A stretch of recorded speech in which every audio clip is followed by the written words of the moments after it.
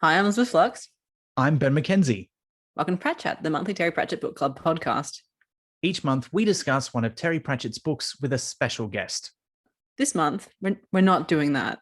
No, this month we're recording live for the Australian Discworld Convention's online event, Nullus Anxietas, The Lost Con. And we can't hear you applauding, yeah, but we but I assume you are. assume there's copious applause, so so we're taking the opportunity to look back and discuss Men at Arms, so a book that is gone but not forgotten. And this is a book we discussed way back in our very first episode with special guest Cal Wilson, who is not here today. But hello to all of the online convention attendees watching live right now. Thank you for joining us. It is quite a trip not being able to hear like if people are laughing or responses, but I just, I guess we should be used to that. Yeah, doing that a way, it's very podcast. much like recording a regular episode, isn't it? Or just having a normal conversation where you make a joke and no one laughs and then you leave. But and yes, a bit sad about it. Yes, I know the feeling. Yes. Well, that's all right. But we thought for the someone in the chat saying they're surprised we can't hear them laughing from where they are. But look, we thought for this episode, we're only doing a very short one today by the standards of our usual ridiculously long podcast episodes. So we thought we'd go back and take the opportunity to discuss an old book, and what better to suit the theme of the City of 1000 Surprises than the Watch book, which really immerses the reader in that city, Ankh-Morpork, and really gets into the meat of the Watch series and introduces us to so many characters, or really puts meat on the bones. The meeting, yes, of so many characters other than Men-at-Arms, which, this was a controversial choice among listeners at the time for our first book, Liz. It was a controversial choice between the two of us as well, because we each sort of went it wasn't like a fight, but we each had like an opinion on what book it should be first, and one of us won. I won't say which one of us by did. A tiny margin, Liz. Yes, but a tiny margin is still a margin, so Okay, well, look, if modern politics have taught us anything, it's that the tiniest of margins can mean a great deal. Yes, it's true. We nominated two books, Men-at-Arms and Mort, to be the first one that we discussed, because we thought, I don't want to speak for you, Liz, but I think our feeling was we really wanted to start with a book that felt like a Discworld book, because we wanted people to get into what most of the episodes and most of the books that we'd be discussing would be like. And I think this came out in the conversation we had, I don't know how many years ago it was now, but this one is kind of like a taster plate, I felt, for what the series is like. So you do meet a lot of the characters, but it's not overwhelming. You don't meet the witches, unfortunately, though that probably would have been a little bit too much plot. Mm-hmm. But yeah, I think it's just good to get a sample across all of Discworld if you're jumping in cold. Yeah, and it's also just it's a really good book. Like it's a great mystery. I think it's probably Pratchett's first, certainly in the Discworld books, his first great mystery. Not that, it's one of those mysteries where it's not that you don't know who did it, which many of the Watch books are kind of like that. We know who the villain is, but it's how are they going to figure this out and how they're going to stop them. But it's great. And it's also continuing that tradition of something from the real world coming into the Discworld and having that influence. And in this case, it's a gun. Or a gon. Because this being yes. our first episode, we did have a lot of how do we pronounce it now that we're saying things out loud? Yeah. And it's everybody I think has that issue when you've read a lot of fantasy books and then you come to discuss it. They're all made up. There is no correct way, right? Except probably there is. Author's choice, I think. But we can't check that necessarily. But no, yeah. I wonder if any of the readers of the audiobooks have ever made a choice about that, which Pratchett maybe didn't agree with. I think that seems unlikely to me, because he seems to be mates with everyone who worked on those. So yeah, I'm sure they all knew what they were doing. Yeah. But it was also, like, for those of you, we don't want to assume that everybody listens to the podcast, because we know that's not probably not true, as much as we might like it to be. So this was our first episode, and we were still figuring out the format. I went back and looked. I've got, this is my original notebook. It didn't have the Pratchat sticker back then because we didn't have Pratchat stickers back then. We do now. And we might even give some away to people who ask questions today. Liz, do you think that's a good idea? If anyone wants one? It does feel strange to be like, hello, if you ask us a question, we will reward you with our faces, but also that they're very cool. Like, I like them. So. I mean, look, they're a fancy cartoon of our faces, and you get a little dragon as well. It's not just our faces. Yeah, and the dragon does exist in real life. So yes, he's here somewhere. He's down. He's having a sleep. I don't want to. He's probably, if I wake him up, the cat will want to come and play with him. I don't want that to happen. Yeah. Anyway, but we weren't sure how it was going to work really in this first episode. But the basic structure of the episode is we do an intro like we did for this one. Then we discuss, or we read the blurb. We have a chat to our guest, which we normally have a guest, and then we talk about the book for up to 2 hours before we get into sometimes answering more. Some questions. Yeah, sometimes more. I mean, some of our recordings have gone for 3 or even 3.5 hours, and then it's all about cutting it down to a reasonable level. And we weren't sure, if we were going to have little segments or little headings and stuff. So I got out my first page here. I had a few things. We had a pun watch, which was unnecessary because you usually pick out all the best puns anyway. Yeah. And I've got also font watch, which is something I wish I'd kept up with, because Pratchat he loves denoting particular characters by the way that they're written and either the font or the style of writing. And there was a really interesting point specifically in this book about like how Edward de Eath, however we're saying it, he could think in italics. That was the thing. And so such people need to be watched, preferably from a safe distance. And you pointed out that whenever the gun has dialogue, it's also in italics. So that was, I thought, quite interesting. Yeah, like it's fun watch thinking. Which I think, and I don't know if that's intentionally meant to, but it kind of could be that was to indicate that the gun's not so much speaking as it's like inserting thoughts into someone's brain. But if you did do that section, you'd have to call it font of knowledge. So. Okay. This is why, for those who don't listen to the podcast, there will be puns. That is, you're welcome. Yes, they are a great gift to the world. I sometimes have seemed perhaps ungrateful for this gift, but I promise I do enjoy them. Is that what the noises of suffering mean, like ungratefulness? Yeah, well, maybe a little. No, it's fine. Yeah, my notes.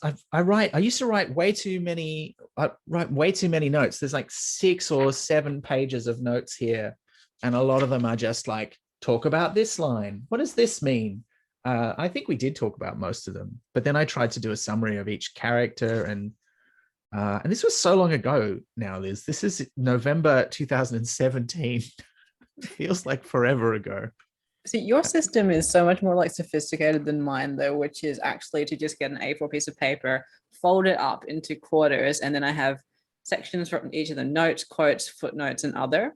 And then I use that as the bookmark and go through as well. So it's been working so far, except for the fact that I threw some of them away, which has put me in hot water for this one, because I don't know what I thought beyond the fact that we have an hour and a half recording of all of the things that we thought. So that's true. All right. Yeah. We can go back and revisit those at any time. I mean, not that we have so many outtakes. This is something else. Like when we're editing them, take the bits that we cut out if they're long, like if it's a diversion, we're just going to cut this out because it's like 3 minutes and we can use that time to make the podcast a bit tighter and shorter. I keep those, and every now and then we'll put out some of those outtakes to our subscribers on our special subscriber only bonus podcast, or occasionally throw them into other things. I put one, we recently had a short notice change to our reading schedule, and I put out a little extra bit in the podcast stream to say, hey, we're going to move the book we were going to read off for a month. We're going to do a short story, and as a reward for listening to this announcement, here's a little bit we cut out of a previous episode that's quite fun. Yeah, a little bit of behind the scenes is that we do have more tangents than Bondi Beach. Oh dear. Yes. When are you writing your comic fantasy novel, Liz? That's my question to you today. When's it happening? I guess never, because the benchmark is too high. Like I just it's too intimidating to even try. There's good ones out there. I don't need to compete. Nonsense. I don't think that's true at all. I've read some really bad ones, so I'm sure yours would be way better than that. Like you don't have Better to be the than best, Liz. You just got to be yes, good. I And you, do. You got to be the best, you otherwise don't try. oh no. Oh, this is a disaster. Hmm. Well, look, we should let's think about Men at Arms though. Let's get back to the book now that you know who we are and what we do. I I'm really happy we picked this as our first one. Yeah. Really happy. Like I think it is such a good introduction. And yes, it is a sequel. It's not the first Guards book, but you don't really need to know what happened in Guards to enjoy Men at Arms. Like that's one of the geniuses of the Discworld series. There's 41 books, but pretty much all of them work if you read them on their own, which is great. So it's not a problem. And yeah, it's just so much fun, and it's got some meat to it as well because it's a bit longer than some of the earlier ones. And I do love a whodunit, but it's like subverting the whodunit genre as well, because it kind of doesn't really matter. Like I don't want to go into spoil, even though I'm pretty sure everyone here will have read it. But in the end, I feel like it doesn't matter who the revealed murderer was, because the real murderer is the gone. Like I feel like whoever it had been presented to probably would have been corrupted by it, unless it was Carrot. Yes. So that's why it didn't really matter who specifically it was, because it was just acting through someone else. Like that was the real source of the villainy and the murder and the killing in this one. I think that's actually, I don't know if we discussed this in the episode. What do you think would have happened if Carrot had picked up the Gone? I reckon he'd cracked it in half and put it neatly into the recycling. I was going to say threw it into the Ankh, but that's not Carrot energy, is it? No, it would have just bounced off anyway. I mean, I remember this, there were several things that came up in this first episode that we sort of have revisited over the years. One of which was the amazingly great descriptions of the River Ankh in this book, including there's a great one. Where is it? It's quite near this. It's in the middle here. The River Ankh is probably the only river in the universe on which the investigators can chalk the outline of the corpse, which I thought was great. Just like, and then every time we've come to a book and there's a description of the River Ankh, we have felt like we've come home. Yeah. So yeah. And the thing that I realized that I had forgotten a little bit listening back to this episode was that I still get this sometimes. Whenever they mention the Ankh, I cannot stop myself from picturing myself drinking it, because I talk about the water so much. So I'm just sort of go, what would that taste like? And then it just like, I feel like queasy, but I can't stop myself going, wonder what just a big old mouthful of Ankh would be like. You couldn't Horrible. drink it. It'd be more like a weird cake. You'd have to cut a slice out of it, I think. Isn't like in old bars they used to have a spittoon, and that was so like it would be like drinking that, and you'd have to drink all of it because it would be stuff. This is one of the tangents. Gross. So yeah, sorry. There's a video game based on the online game Kingdom of Loathing, and it's called West of Loathing, so it's like a Western game. But you can go into all these saloons, and in every one there's a spittoon, and you can get into the spittoon to see what's in there, but you have to get past a whole bunch of dialogue options telling you that this is a terrible idea. What's wrong with you? Why are you putting your hand in a spittoon?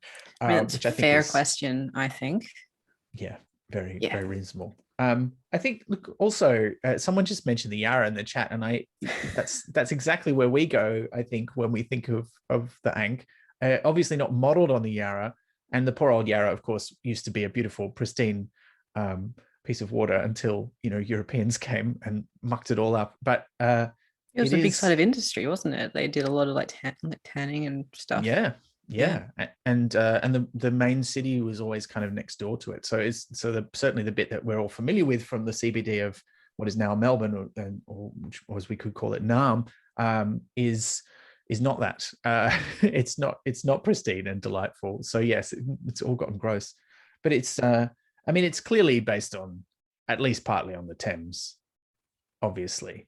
But yeah, anyway, but that Men at Arms itself is introducing us to all of these concepts, including the Ankh, the Watch, all the Watch characters. but also a lot of the other side characters of Ankh-Morpork.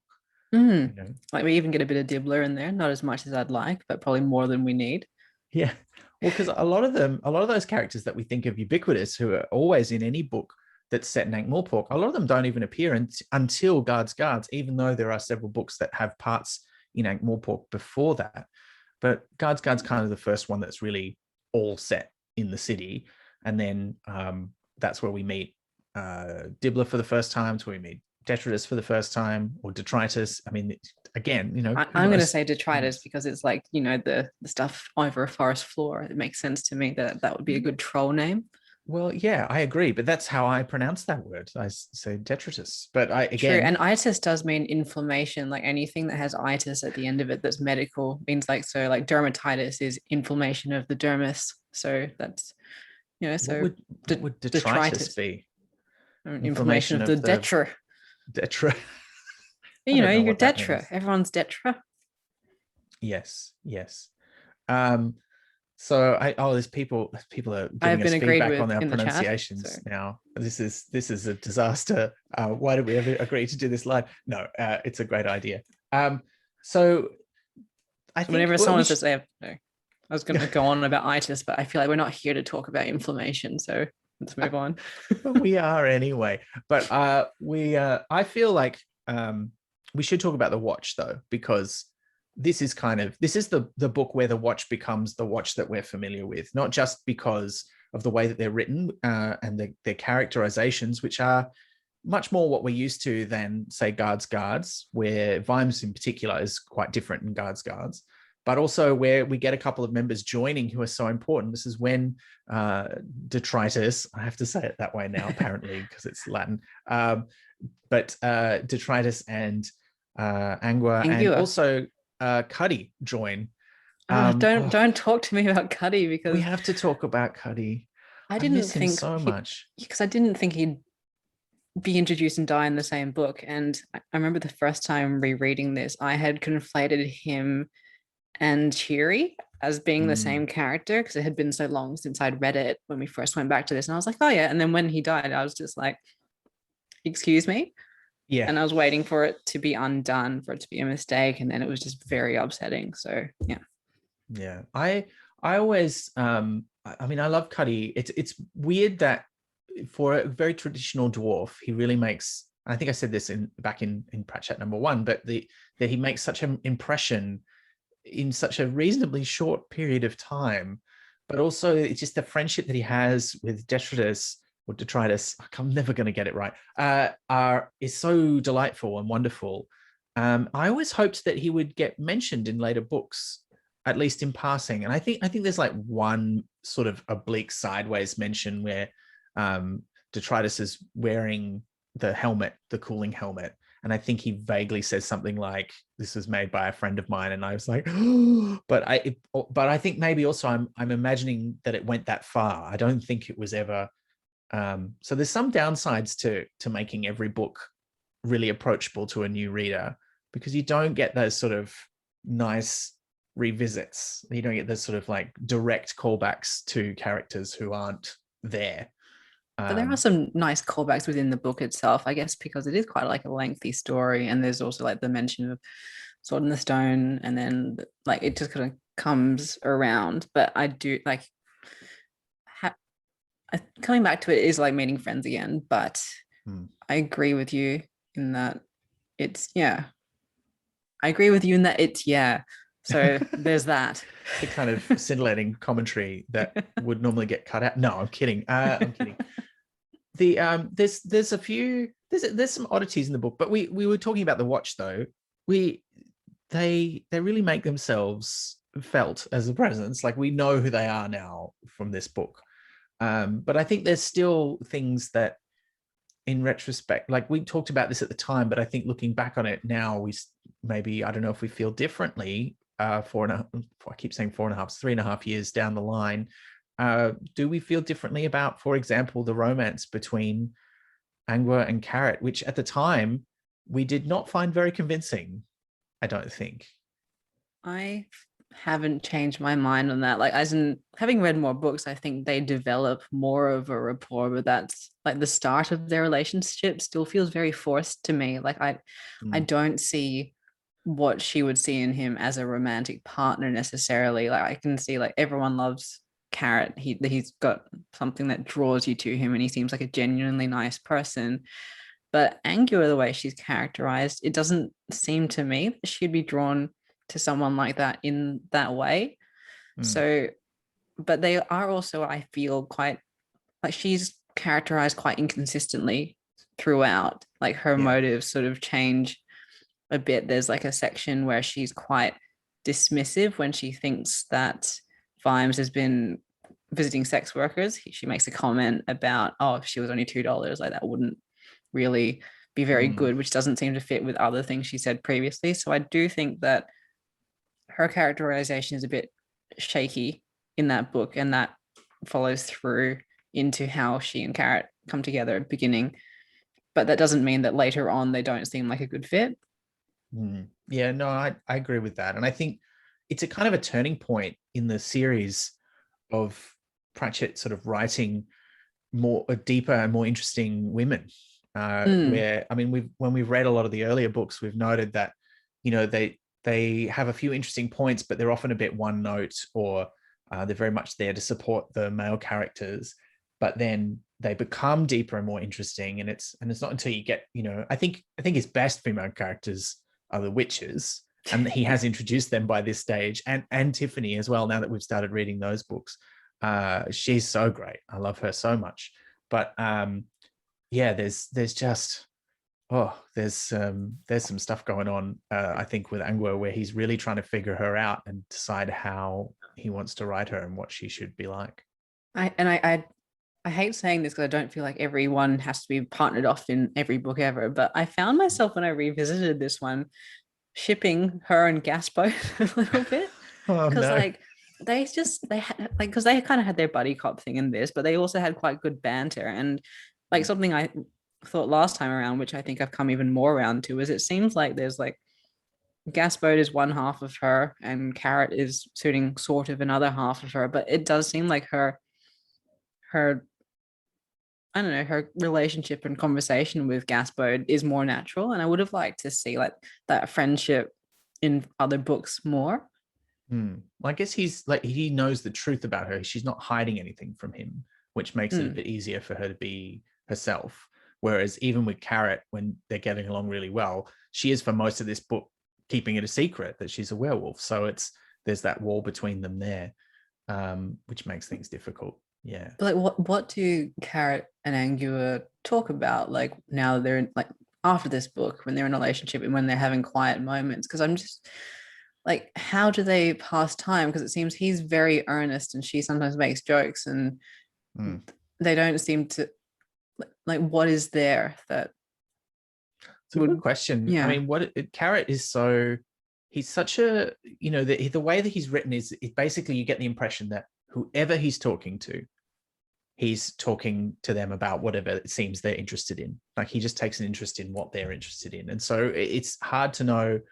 But then, but every time he takes her on a date, he's taking her to like the The bread Dwarf Bread museum.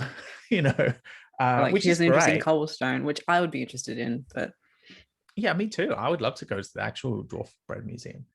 But it's weird. And speaking of Angua and Gaspo though, and also Detritus and Cuddy, they do have those buddy cop vibes. I recently read this great, recently released role-playing game for 2 players called Partners, and it's all about that sort of procedural police drama, buddy cop kind of vibe. And it characterizes when you have the sort of 2 people investigating stuff together, that one of them is always the straight shooter and the other one is always the wild card. And I'm just wondering, in those pairings, who's who? Do you reckon? Like, I think with Angua and Gaspode, it's pretty clear that Angua is the yeah. straight shooter, Gaspode is the wild card. But what Detritus is the about, wild card, I reckon. you reckon? Yeah, but Yeah. maybe I'm projecting some Peacemaker stuff from later onto him, but Well, yeah. no, I think this works, right? Because he's either so stupid that he says things that he doesn't understand, but which inspire Cuddy, or he's got the helmet on and he's so smart. He's like the Sherlock Holmes half of the team, like working stuff out that's no one else could understand in a million years. So it's, yeah, I think you're right. I think he's the wild card. Now we've got to talk about the other watch members though. We'll get to Vimes. I think we can leave Vimes to last. But what about Fred and Nobby? I almost said Fred and Colin, and I'm like, no, that's the same person. Fred and Nobby, who, I mean, in this book, this is archetypal them, I feel. There's a few bits in later books when we get to those in the podcast where I think, like when Fred goes mad with power while Vimes is away in the Fifth Elephant, I still feel like it's very funny, but I just don't. It doesn't seem in character to me. But I was willing to run with it for the comedy. Humor. Yeah. But in this book, like they don't do anything weird or wacky. Like, it's not like Feet of Clay where Fred gets caught up in the, being chased by the Terminator effectively kind of sequence. And it's not like Jingo where they get in disguise and do all that sort of nonsense in Clatch. It's very, this is them in their element. This is them being flat-footed coppers, which I kind of love. I think they're just like, they'd adapt no matter what is going on. Like, because they're there for the long haul.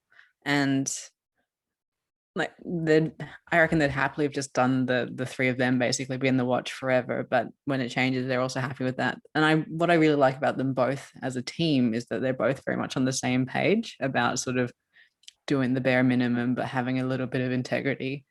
Yeah. As well. Yeah. No, I think so. I reckon I've got this partners thing in my head again now. So I think Fred is the straight shooter and Nobby's the wild card. Yeah, well, Nobby has to be the wild card. Like, he's a guy who's willing to cut corpses' fingers off to get their rings on a battlefield. It's true. So I feel like that's not the straight shooter. Yeah, no, totally not. And also, like he's like remarkably stupid at times. I mean, so is Fred, to be fair. He says a lot of things that he clearly doesn't understand. But he also says things that sort of spark a little sort of idea. I mean, I don't think, but really they're never going to solve any crimes on their own. So I don't know that they quite fit those archetypes anyway, but that's all right. But we should. Sorry, go on. I was just gonna say they're not quite like the buddy cop team. They're just there's something else. Like, they're a team, but it's not. If you watch their buddy cop movie, not much would happen. They're like Hitchcock and Scully in Brooklyn Nine-Nine. They're there to be partners who are just they show the downsides. Great at paperwork. Yeah. Except they're not. Or are they? I can never quite tell. I'm never sure. I recently got a hold of the Ankh-Morpork Archives Volume 2, which is if you haven't heard about these, everyone, these are large coffee table sized books that reprint a lot of the material from the Discworld diaries, which have been long out of print because they only ever produced them in the year they were diaries for. And the new volume 2, or the newer volume, has the stuff from the Watch diary in it. And it's got some great stuff, including, speaking of paperwork, some example reports of an arrest. And there's one from Carrot, which is written in Carrot style with a lot of detail, but then it just has all this list of like mistakes made. And you're not sure if like he's written this to show mistakes or if he's just been too enthusiastic and made a bunch of mistakes. But then there's one from Nobby where his cousin, I think it is stealing from him in the middle of the night. And so he arrests him and he tries to resist and he kicked him in a fork and captured him. And that's like, this is a perfect report. It's very clear. Person correctly identified, all this stuff. So maybe they are great at paperwork. They've been doing it long enough that they know what they're doing. And they probably don't do that much other stuff. Yes. We should talk about Vimes though, as well. Because he's not really like, he's not as central in this book as he is in other Watch books, perhaps. Yeah. Because a thing we noticed, or I think that Cal Wilson pointed out, was that he kind of just disappears for the middle of this book. He's just gone. That was not an intentional pun. But yeah, there's just a big sort of Vime-shaped gap in the middle. And Like he's just getting drunk, and is presumably getting ready for his wedding a little bit. But it's unusual for him to just not be around for a watch book. Yeah, that's true. And his presence, I think, is felt the whole time, but he is very much. I don't know if Pratchett was trying to figure out how to write this character who previously was at the forefront of everything and now has been sort of promoted to above street copper. Oh, but is he like, has he been promoted properly there? Oh, yeah, because he got promoted there and then he gets promoted again at the end of the book because he just can't stay away from being promoted. Yeah. Yeah. Again, in the Ankh-Morpork Diaries thing from the Watch, there's a bit where he's writing a letter to the rest of the Watch because it's written.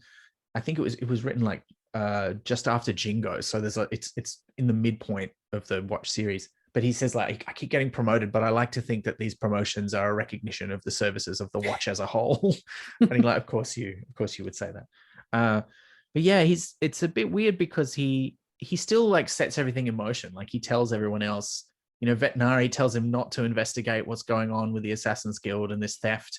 And he's like, to hell with that, I'm going to do it. And he tells the others to do it. And then, Carrot writes a letter for for Fred, which he reads. And yeah, he's behind the scenes a lot. It's almost like they're playing a role-playing game and whoever's playing Vimes's character just can't make it to a few sessions in the middle. So they're like, okay, well, you're off doing, you're getting ready to get married. Yeah, it's presumably to retire as well, because that was the whole thing. Like that, the dread hanging over this as a reader is like, oh, are we going to lose this character from the Watch as well? Because he's supposed to be getting his gold watch and disappearing off into married bliss. Yeah. So that kind of, if you don't know what's going to happen, but you've read the previous one, like there is a fear that you're going to lose him as a character. Yeah. And I think, this is one of the other tragedies of this book, and quite a few of the other Watch books that follow, is that Sybil, who is such a force of nature in Guards, is really like not very present in this book and a lot of the other ones either. Like she doesn't have a lot to do. She kind of worries about him when he's not there, and is I mean, she's also busy organizing her own wedding. Although then there's that trope of the man getting married is not doing any organizing, like he doesn't really care about this wedding apparently. But yeah, it's a bit of a shame. Yeah, I think it's interesting though, because she still feels like correctly rendered even in the few glimpses we get of her, because she's still got that upper class propriety. This is what we do.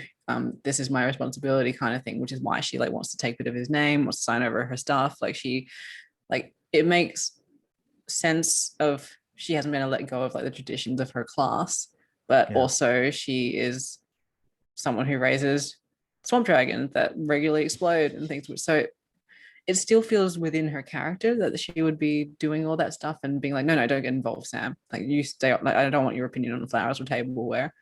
As much as I would love to see him dragged, like I would happily have read a novella or probably a full book of him being forced to plan a wedding, because that would be amazing. Delightful. Yeah, that could have imagine him. Now I'm imagining young Sam getting married and Vimes getting involved in that to be disastrous father of the bride nonsense. Yeah, I mean, I'm very glad, like when we came to The Fifth Elephant, which I didn't remember very well when we reread it, I was so glad to see Sybil's role like substantially increased and that she has a lot to do in that book. By comparison with the other Watch books, she's still very much a supporting character, but yeah, she's great in that. And I think she kind of fades away into the background again. I mean, the next one we're reading is Night Watch, and she's barely in it at all because most of the action takes place at a time when they haven't met.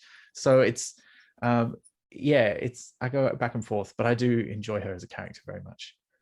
Yeah. But what about, I mean, there's also, we should talk about the villain as well. Death. No. Yeah.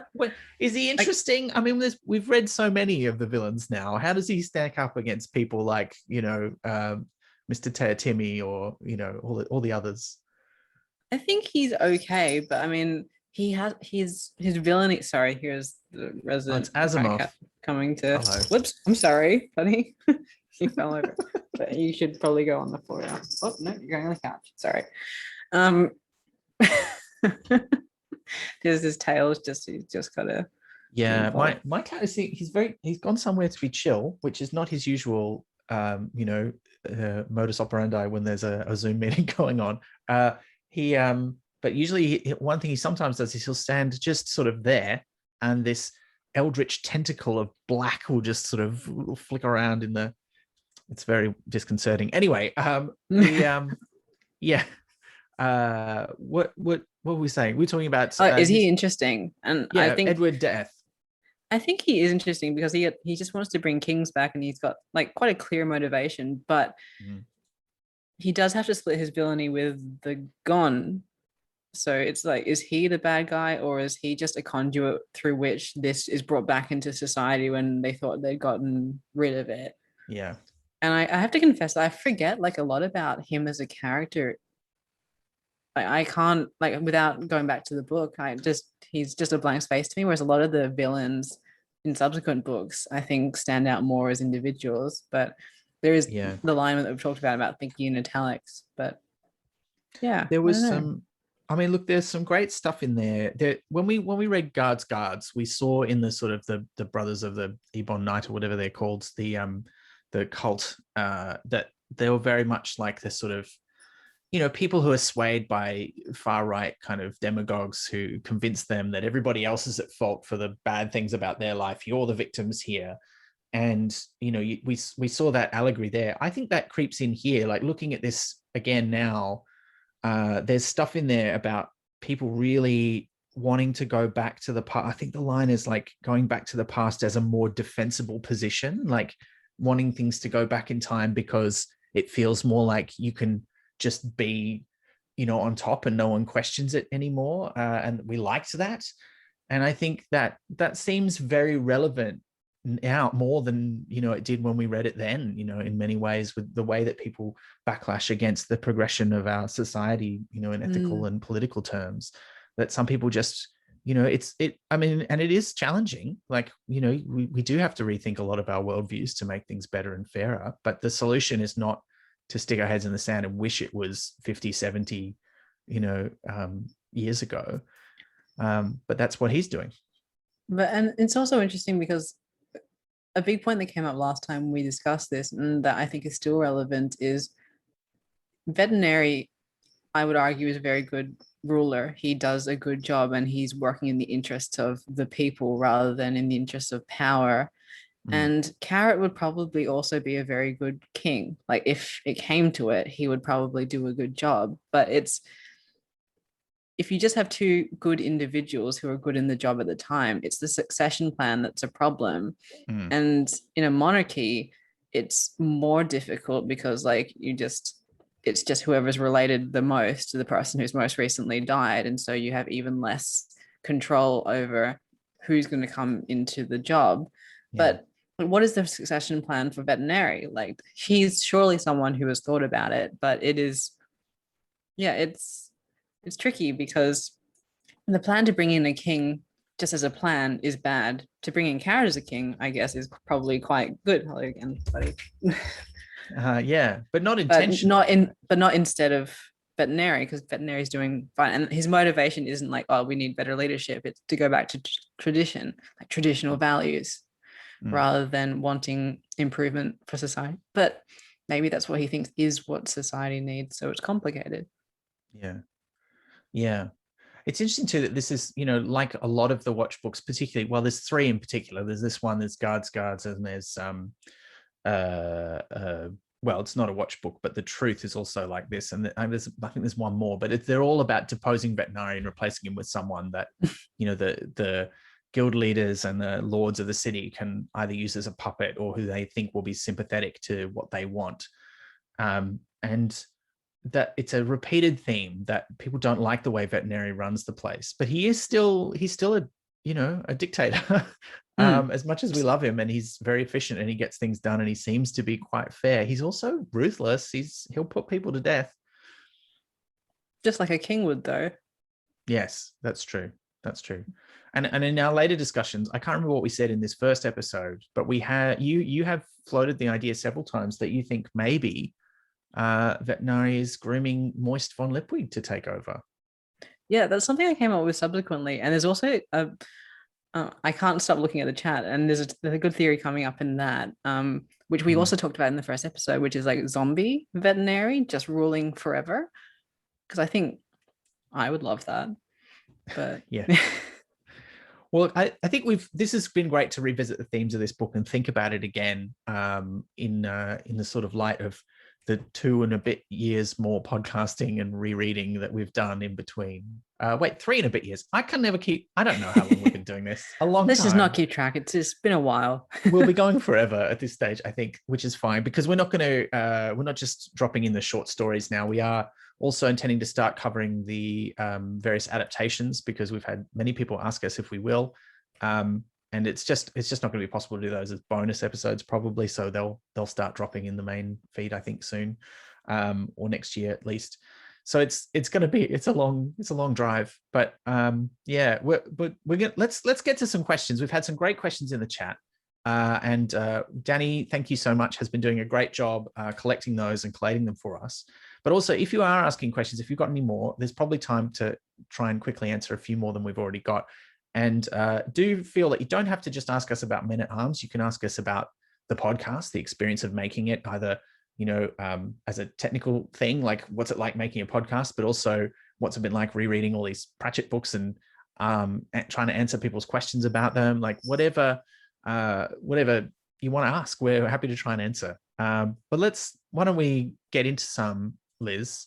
Right, we'll try and get through all of them, and I'm going to just do it in order. But if we don't get to your question, I'm profusely sorry. So we'll do our best. All right. Cool. So we'll start with Danny's example question, which is, which character gets most shortchanged in Men at Arms, and why is it Gaspode?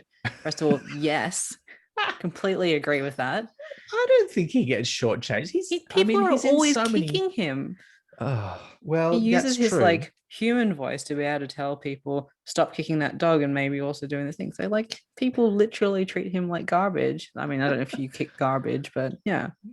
Look, is the suggestion of this question, you think there should be more books where Gaspode is a major, like, main character? Because there's really only, I would say there's only kind of 2. Like, he's a major character in Moving Pictures, and he's a major character probably in The Fifth Elephant, or at least more major there.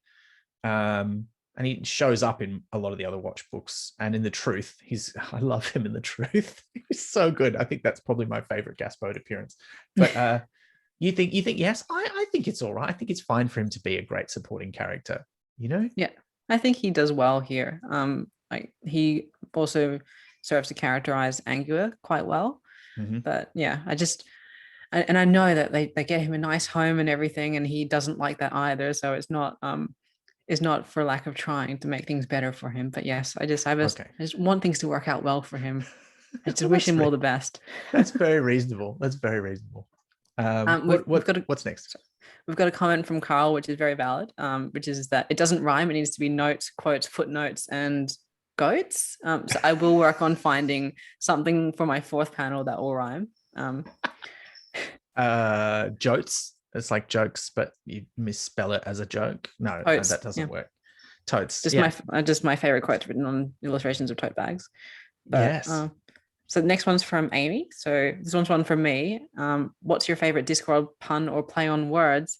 This is impossible to answer off the top of my head, actually, because I saw this one come up in the chat. I was like panicking, being like, which one is it? And I can't remember off the top. I do love in soul music all the names of the bands, so that you try and work out what real world band he's referencing, because there's a lot of clever ones in that. And I feel every time I reread that book, there's one I'm like, oh, I didn't get that last time. So perhaps my favorite series, a continuous series of related puns, is that. But yeah. Okay.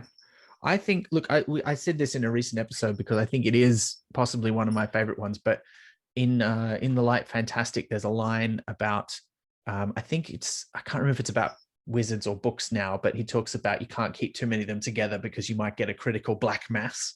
And I just thought that was very, very good. I think that one just tickled me because it was a science and occult pun combined into one. So I quite enjoyed that. I think that's my favorite. But there's so many. You can't pick a favorite. Come on.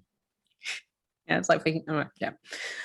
So the next one's from Stuart, which is for Ben. So Ben, if you were doing a radio adaptation of the Discworld, would you start with Men at Arms or another book? Oh no, I don't think I would. I think I'm imagining this if you're doing a series, because there have been adaptations for radio of a lot of the books as sort of standalone things. But I can imagine if you're doing it as a series, and you were trying to do. I mean, I think the Watch is such. I mean, and this was the idea, I mean, of the original idea for the Watch, and it sort of obviously evolved differently to that for the TV series. But the original idea was, let's make the basis of the show this sort of procedural crime drama about the Watch, and then we can bring in other characters around that and expand the stories outward. And I think that's what I would do. So I'd probably start more with guards, but I think I would adapt it to feel more like the later Watch books, so that there was this consistent feel throughout, and then sort of bring in some other characters as we went. Yeah, I think that's what I'd do. Right, the next question is from Steve. So in Men at Arms, we get to see inside the Fool's Guild. Would Elizabeth feel at home in this place of official puns and jokes? So I'd like to start by saying how much I enjoy the description of the Fool's Guild, because it is the grimmest place of mechanical jokes and just like the whitewash not quite falling down. And it's just, there's just a deeply unhappy feeling to it. And it's right next to the Assassin's Guild, which is so like inappropriate and appropriate in the same way. So I guess it depends, like, because I feel like the Fool's Guild would have approved jokes, and you can only work from a specific handbook of things and within a certain parameter, and also probably certain people own certain types of jokes, and you can't make, like, it'd be like the faces as well. You can't, like, someone will own like this kind of thing or this kind of pun. So I feel like I could carve out a niche over a very long time, but I also think it would kill the joy of comedy for me as well, being in the Fool's Guild, because it's not a funny place. I mean, look, speaking as someone who now teaches as part of a comedy degree, I feel like the Fool's Guild would have to evolve. I think there's still a place for traditional, like even in the real world, there's definitely still a place for traditional clowning. And there's also, the traditional sort of King's Fool, like Verence from Weird Sisters, who we get a lot of description of his backstory being in the Fool's Guild, learning that rather than being a clown. And they do have very prescribed ways in which to act. Like, it's very, I think I said this in the Men at Arms episode when we were talking about it. It's very commedia dell'arte. It's like, here's your specific character, put on this mask, and now you have these characteristics, away you go. But I think they would have to evolve. I think there's probably a burgeoning stand-up comedy scene in Ankh-Morpork now. Mostly like a soul music kind of book, but about comedy. Yeah, that would be great. And I think that would be coming up, and most of those people will be just doing it off their own backs. But then the Fool's Guild will be like, we got to get in on this and create a course for doing it. So yeah, I think that would be the way to go. All right. So this one's from Heath. So this one's about the relationship between Angua and Carrot. So I always felt like the forced nature was kind of the point being made, kind of like they should be together, so they do get together. And I think that is a very good point, because there is the kind of air of destiny about it, especially with the whole sort of implication about Carrot's background. So I think that's very fair. Yeah, no, I go along with that. That's a great comment. Thank you. All right. So the next one is from Joanne. What was the first Terry Pratchett book you read? Not necessarily for the podcast. Oh, well, I mean, I think for those who haven't listened to the podcast, you might have heard this story before, but so you can go back and listen to it in several, I think 2 or 3 different episodes. The short version for me is that I was a massive Douglas Adams fan, still am. And when I was way too young to get most of the jokes, and I ran out of Douglas Adams books. This was years before he died. But and my mum went into a bookshop and said, son loves Douglas Adams, what else should he read? And they said, this guy. And she bought me The Color of Magic. And so I read, the first things I read were the Discworld books in order, up to where they were being published at the time, which I think was Interesting Times. And then I started reading all this other stuff as well. So I actually was wrong about the first Terry Pratchett book I read. Yes. Because I thought that the first one I read was The Fifth Elephant, because I have this thing where and I still do it sometimes, but especially as a teenager, I would go into the library and just choose something at random, often off the returns rack, So like I'd look at the strange collection of books put all together, and I'm like, oh, people chose to read these ones. I wonder what here looks interesting. And I picked up The Fifth Elephant that way. And it is, I would argue, one of the worst Discworld books to start with, because it's like later on, it's really confusing. You're not invested in anyone. Obviously, it was fine because I was like, I want to read more of these. And so I went back to the library and I would just get whichever ones were available at the time, because while they had a full set, they were often checked out. So it was just a matter of what happened to be on the shelf when I was there. So I had a very ad hoc approach to reading Discworld. But for the longest time, I thought that The Fifth Elephant was the first one I read. But then when we did the bromeliad, I realized that I'd actually read them in year 7 because my teacher, who was really like, she was an excellent teacher, the sort that I hope that every child has at some point. She would bring in books from home and had a bookshelf in the classroom, in addition to the school library, but ones that she thought would be quite good for our class specifically. And she recommended them to me. And I remember I read them. And so I hadn't connected those as Terry Pratchett books until we went back to it. And I just think that I hadn't connected that as something, because I read a lot in middle school and junior school. So yeah, the short version is the bromeliad, but for the longest time I thought it was The Fifth Elephant. Oh wow! I just saw in the chat Tanya's saying that she's a teacher and recently they read "Only You Can Save Mankind" in class. That's fascinating to me. I would love to know how that went, because it is such a book of its time in terms of the video games representation and a lot of the themes, which, because it's all about the Gulf War. I would love to know what kids reading it now think about it. That's cool.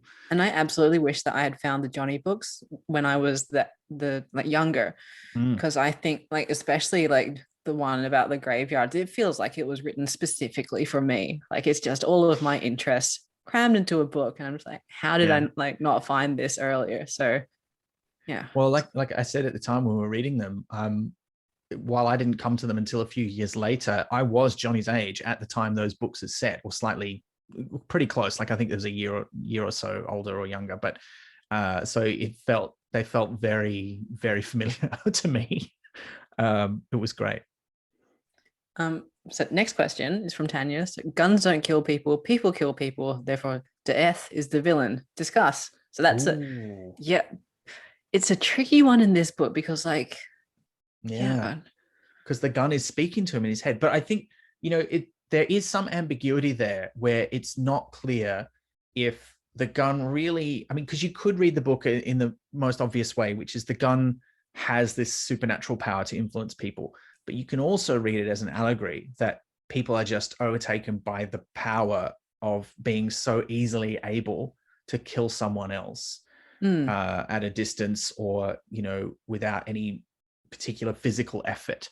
And I think you could absolutely read that as an allegory, and that, some people, because the way Vimes thinks about it when he picks it up is quite like, he feels that power and he's like, no, I don't want to have anything, like he's fighting it. And so that's a good point. Because interesting, because it's the fact that there's only one in there as well. It allows like something that probably exists within most people to come out in a way that might not otherwise be as readily apparent. So yeah, I agree with that as well. Well, it's not very exciting if we just agree. I feel like I should just have a contrarian opinion to bring things along, but I think that is a very strong point, and I'm completely on board with that. Yeah. All right. So yeah, so many great questions, and we're moving on to our final question, which is from Amy. I think we might have one more after this, but let's go with this one first. All right. So would Veterinary come back as a zombie if he could? Could a zombie run Ankh-Morpork? So we touched on this, but like, would he is a great question. Yeah. I would love it if he did, because like I think great, he's got all the right things, but would your motivations change over an eternal life? Like, would you just get fed up? Yeah. Well, I mean, it's a tough question, right? Because I think he could do the job indefinitely, but I don't think he'd want to. I think he'd feel like at a certain point, it's time for him to step down. Like, I feel like that's part of his calculus, in that the way he's evolving the city and pushing it forward is trying to get to a point where the systems that make it work and make it fairer can continue regardless of who is at the top, and that the person at the top has to deal with, extreme situations and emergencies and difficulties, but that the city itself now will like kind of keep going. I feel that's my hope for Vetinari. I don't think he ever says anything like that, but I feel like part of his goal is to make himself obsolete. Yeah. And I do think that potentially, as you said earlier, he might be a little bit grooming Most Wanted Pig for the role, or as like he probably has a few like options that he's working on or contingency plans. But yeah. Because you need to also like he would probably want to make himself obsolete in the city to run on its own, but you also need to have a way to nip in the bud anyone who wants to inevitably bring back kings or to take over for themselves and things. And so even if you have like a great functional city running on its own without leadership, you'll still have like that human nature that's going to make people try and take over, even if it's to the detriment of society in general, because that's human nature. So I don't know how you could make yourself obsolete and prevent that from happening like 50, 60, 10 years down the line after you're done. Yeah, difficult. All right, we're running time on time. So was there that last question? There is that one more. Linda's managed to slip one in at the end here. We'll try and collect it. She says, death collects the souls of people and separates the soul from the body, as we know in Reaper Man and Mort, but death does not actually cause the end of life. So does death actually cause death? This is a good like metaphysical one. We might have to think about this, Liz. This could be one we hang on to. It's one I'd like to think about more, but it also depends on like how death is defined in the Discworld, because like even like in Round World, death is like we've talked about this before. Death is not consistently defined. Like what is death? But that's a great one that I'm gonna have to mull for a while. I'm gonna get a photo of that so that I've captured it. I've captured it. All right. But I think that's kind of all the time we've got. Thank you everyone for your great questions. If you want to listen to Pratchat, you can find it at pratchatpodcast.com and on all the places where good podcasts are given away for free because they don't cost anything. And you can also, if you like, choose to support the podcast. And if you do, you get access to, if you become a subscriber, you get access to our subscriber-only bonus podcast, the Ook Club. And depending on the level you support us at, we might even get some extra goodies in the mail. But we will try and get details for all the folks who, I can see Steve's got his Ook Club badge on. That's exciting. We will try and get details for everyone who asked those great questions. And if you don't have one already, we will send out one of these. Sorry, my cat is sitting on my notebook, but we will get out one of these great Pratchat stickers, and we'll see if we can get those sent out to everyone who asked such a great question today in the con, because they were great. Thank you, everyone. And thank you for listening to us. Thank you very much indeed, Ben and Elizabeth. I apologize for the rather hurried introduction. You couldn't see the little technical issue I was dealing with at the time. Was it cat related, Steve? It wasn't. No, it was Zoom related. I was sending messages saying it's not going to let me back in to introduce you. So back to this wonderful podcast you've done.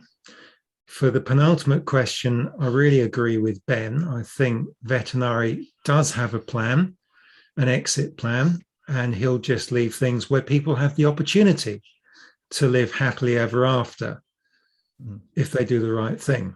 But they have free will. It's their choice. I see people in the chat are going, well, of course you think that, Steve, being the patrician of this convention. It does make sense, though. It does. I think it arranged things so that he would leave and that would be it. He would never be able, even if he was tempted, to come back and fix things. It will be, this is when I leave. That's it. Anyway, fascinating questions. And again, thank you very much for the podcast. At some point, I want to talk to Ben about what it's like to be, is it a lecturer in comedy? Technically, yes, it's true. Specifically writing comedy for audio. So if I wasn't funny today, please don't tell my boss. I'm assuming you're going to write the bumper fun grimoire, as it's mentioned in one of Terry's books, the official source of approved jokes by the Guild of Fools. I will give it a go. I will. Excellent. Okay, well, look, thank you very much indeed. And I'll just encourage everybody to tune into Pratchat. support them if you can. Thank you very much, guys. Thank Thanks, you again for everyone. having us.